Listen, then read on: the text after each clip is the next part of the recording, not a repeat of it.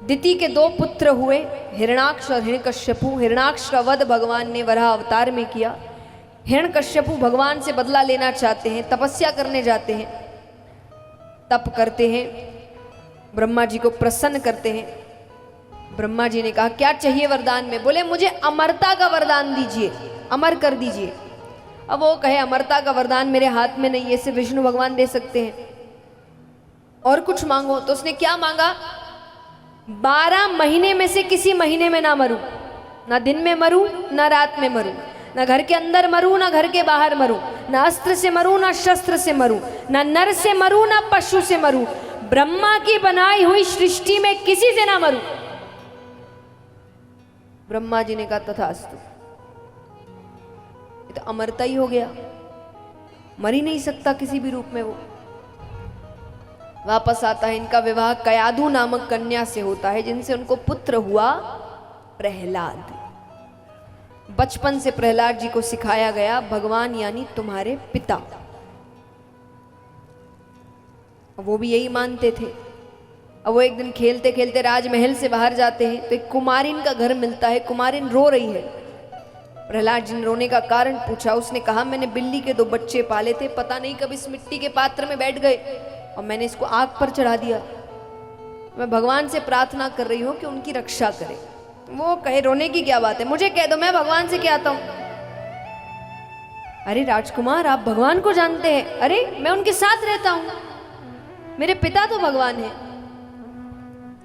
Coumarin कहे अपने आप को भगवान कह देने से कोई भगवान नहीं बन जाता। भगवान तो वो परम पिता परमेश्वर है। कोई भी बेटा अपने पिता के खिलाफ तो कुछ नहीं सुनेगा। प्रहलाद जी ने कहा मैं अपने भगवान को दिखा सकता हूं, तुम्हारे भगवान है तो सामने आने को कहो, वरना आज तुम्हारी मृत्यु आई है। अब वो रोते हुए भगवान को पुकारती है। ये तो भगवान की लीला है, भगवान आएंगे नहीं, दर्शन देंगे नहीं तो भक्त बनेगा कैसे? तो भगवान को पुकारती और वहां पर साक्षात परम पिता परमेश्वर प्रकट होते हैं। बोलिए लक्ष्मी नारायण भगवान की। अब वो रूप देखकर तो प्रहलाद जी के हाथ से तलवार छूट गई। उस रूप के दर्शन करने के बाद वो वापस अपने राजमहल आ रहे हैं। देखिए राजमहल से बाहर भी चलकर गए थे, राजमहल वापस भी चलकर ही आ रहे हैं। प्रहलाद जी गए थे, प्रहलाद जी वापस आ रहे। बस अंतर क्या है, अब वो राजमहल में प्रवेश कैसे कर रहे हैं? श्रीमन नारायण नारायण हरि हरि श्रीमन ओ भजमन नारायण नारायण हरि हरि भजमन। ओ तेरी लीला सबसे न्यारी न्यारी हरि हरि तेरी।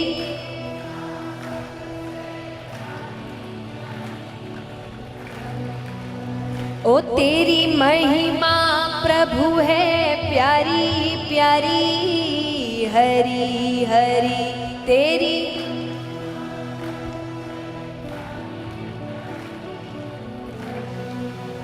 ओ श्रीमन ओ भजमन। तो भगवान का नाम लेते लेते राजमहल के अंदर प्रवेश कर रहे हैं। प्रवेश कर रहे हैं तो हरि नाम नारायण राजा सुनते हैं। राजा कहे कौन है जो मेरे राज्य में मेरे ही शत्रु का नाम ले रहा है? सबने कहा राजकुमार प्रहलाद है। तो उनको गुरुकुल भेजा जाता है। गुरुकुल कौन सा, हमारा आपका नहीं। जैसे राजा के बच्चे पढ़ने जाते थे वैसे राक्षसों के बच्चे भी तो जाते हैं। उनके लिए अपना अलग गुरुकुल था जहाँ राक्षसी विद्या सिखाई जाती थी, बच्चों को राक्षस बनाया जाता था। तो वहां लेकर गए और उनसे कहा गया कि इसको सिखाओ भगवान यानी इसके पिता। ठीक है, लेकर गए, उनको बैठाया जाता है। अब कहा गया कहो हिरण्यकश्यपु नमो नमः। वो कहते जय श्री हरि। अरे गुरु जी कहे हम किसी हरि को नहीं जानते। अब जैसे ही उन्होंने कहा हम हरि को नहीं जानते, यहाँ गुरु जी की तबीयत खराब होने लगी। अब वैद्य को बुलाया जा रहा है, औषधियां मंगाई जा रही है, ठीक ही नहीं हो रहे। अब वो अपना नाम जप कर रहे हैं, हिरण्यकश्यपु नमो नमः, हिरण्यकश्यपु नमो नमः। दर्द और बढ़ता जाए। अंत में प्रहलाद जी ने कहा आपने सब तरीका अपना लिया, आप ठीक नहीं हुए, अब मेरा तरीका अपना लो। बोले कौन सा तरीका? बोले कहिए जय श्री हरि। अब वो कहते हैं जय श्री हरि, और जय श्री हरि कहते कहते मानो जैसे जैसे भगवान का नाम ले रहे उनकी पीड़ा कम होती जा रही है। अब वो इतने प्रसन्न हुए, वो प्रहलाद जी से कहते हमें और बताओ तुम्हारे भगवान कैसे हैं, क्या करते हैं, कैसे दिखते हैं। तो प्रहलाद जी वहां पर सबको समझा रहे हैं। अब गुरु जी के स्थान पर तो प्रहलाद जी बैठे हैं, बाकी सब नीचे बैठे हैं, और प्रहलाद जी उनको क्या बता रहे हैं। अब यहाँ पर राजा को पता चलता है कैसे भजन कीर्तन हो रहे हैं। उसने कहा मुझे ऐसा बेटा ही नहीं चाहिए। ऊंचे पहाड़ से नीचे गिरा दिया, कुछ नहीं हुआ। जलाकर मारने की कोशिश की, कुछ नहीं हुआ। विष देकर मारने की कोशिश की, कुछ नहीं हुआ। गरम गरम खौलते हुए तेल में डाला गया, कुछ नहीं हुआ। क्योंकि जाको राखे साइया मार सके ना कोई। जिसके सर पर भगवान का हाथ है उसका कोई कुछ नहीं बिगाड़ सकता। अंत में राजा बीच सभा में लेकर आते हैं। अब राजा कह रहे हैं आखिरी बार पूछ रहा हूं, बता दे भगवान कौन है। वो कहे केवल हरि, केवल श्री हरि। बोले ये तुम नहीं, तुम्हारी मृत्यु बोल रही है। तलवार निकालते हैं, मार नहीं लगते हैं कि बीच में माता कयादू आ जाती है, माता की मृत्यु हो जाती है। अब राजा कहे तुम्हारे कारण तुम्हारी माता की मृत्यु हो गई। जब व्यक्ति भगवान से बहुत प्रेम करने लगता है ना, उसको दुनिया अच्छी नहीं लगती, उसको फिर दुनिया में रहना अच्छा। तो प्रहलाद जी को इतना प्रेम हो गया है कि आज उनके लिए मृत्यु दुख की बात नहीं है। उनके लिए मृत्यु ऐसी बात है कि आजाद हो गए, भगवान के पास चले गए। वो कहे ये रोने की बात नहीं है, ये तो और भगवान को मनाने की बात है। माता की मृत्यु नहीं हुई, माता तो हरि की हो गई। अब सोचिए उस बच्चे को डर नहीं लग रहा। अभी अभी तलवार चली है, वो तलवार राजा के हाथ में है, पर वो कहे कि ये तो और भगवान को मनाने वाली बात है। राजा कहे बंद करो मेरे शत्रु का गुणगान, हरि हरि हरि। कहाँ है तेरा हरि, कहाँ है तेरा हरि? प्रहलाद जी कहते वो हर जगह है, वो मुझ में है, वो आप में है, वो जीव में है, निर्जीव में है। राजा कहे निर्जीव में है। बोले हाँ निर्जीव में भी है। अब वो आसपास देख रहे हैं क्या निर्जीव दिखता है, तो खंबा दिखता है। वो कहे इस खंबे में है तेरा हरि। बोले इस खंबे में भी है। बोले मैं खंबे को ही तोड़ता हूँ। अब वो मारने लगते हैं, पहला प्रहार करते हैं, दूसरा प्रहार करते हैं, तीसरा प्रहार करते ही वो खंबा टूटता है और उसमें से भगवान का नरसिंह अवतार बाहर आता है। बोलिए नरसिंह भगवान की। अब यहाँ पर दोनों के बीच युद्ध होता है, भयानक युद्ध होता है।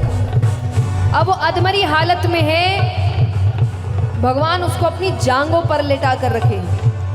अब भगवान कहे कि तेरे मन में कोई शंका ना हो कि तूने तो ब्रह्मा से वरदान मांगा था, तेरी मृत्यु कैसे आ गई। तो मैं बता दूं कि मैं तुझे ब्रह्मा के दिए हुए वरदान के दायरे में रहकर मार रहा हूं। भगवान कहते तूने कहा था 12 महीने में से किसी महीने में ना मरूं, तो ये 13वां महीना पुरुषोत्तम महीना है।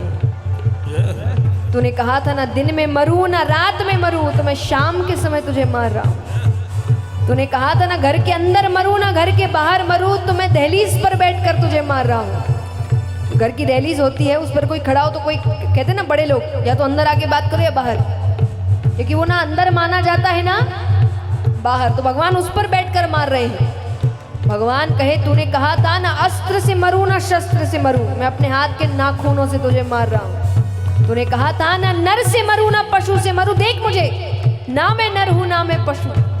तूने अंत में कहा था ब्रह्मा की बनाई हुई सृष्टि में किसी से ना मरूं, तो मैं ब्रह्मा की बनाई हुई सृष्टि में नहीं आता। भगवान ने सबको बनाया है, वो इस सृष्टि के अंदर थोड़ी आते हैं। और भगवान अपने हाथ के नाखूनों से चीरते हुए उसे मारते हैं। अब भगवान अत्यंत क्रोध में है, उनका क्रोध शांत नहीं हो रहा। देवी देवता सब आ गए हैं। अंत में सबने कहा कि जिसके लिए क्रोध आया है वो ही शांत करेगा। तब प्रहलाद जी आते हैं और भगवान के चरणों को पकड़ लेते हैं। प्रहलाद जी को देखते ही भगवान का क्रोध शांत होता है। वो उनको अपनी गोद में बैठाते हैं और जैसे एक पशु प्रेम करता है, एक पशु अपना प्रेम कैसे जताता है, चाटते हुए, तो भगवान उस प्रकार प्रहलाद जी को प्रेम जता रहे हैं। इस प्रकार भगवान नरसिंह अवतार लेते हैं और प्रहलाद जी की रक्षा करते हैं।